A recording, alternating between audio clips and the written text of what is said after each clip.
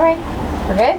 All right. So, Mollie, you're going to share your story about how you ended up with the anchor who is putting this whole storytelling on. Right.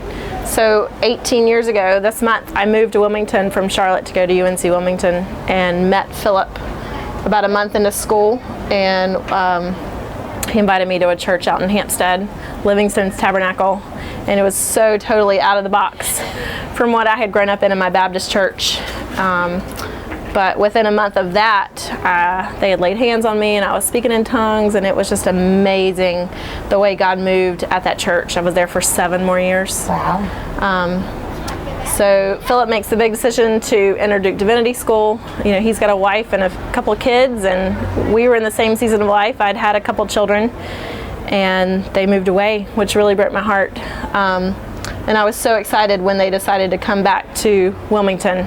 And so I wanted to know what this was that he was doing. I really was searching for being fed.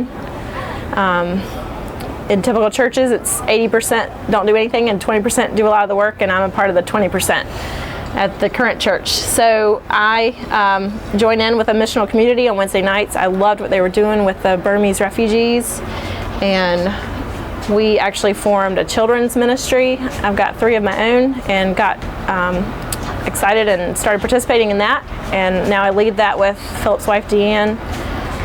We've fed the homeless. We've gone to the Azalea Nursing Home and shared cards and Christmas carols and just spoke to those people, and they always just light up when they see these kids coming in.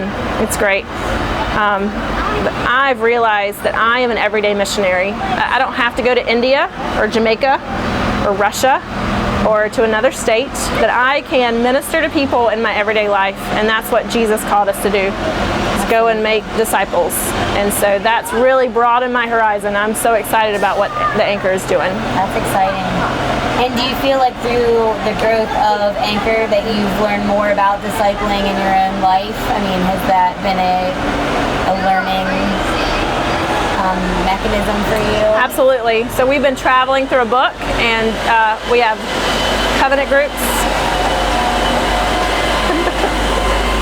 that we share each other's stories in, and what is God saying and what am I going to do about it. Awesome. And that's really pushed me to actually, think about what's he saying to me, and what am I going to do about it, instead of just sharing it with my friends and then going on with life as usual. Right.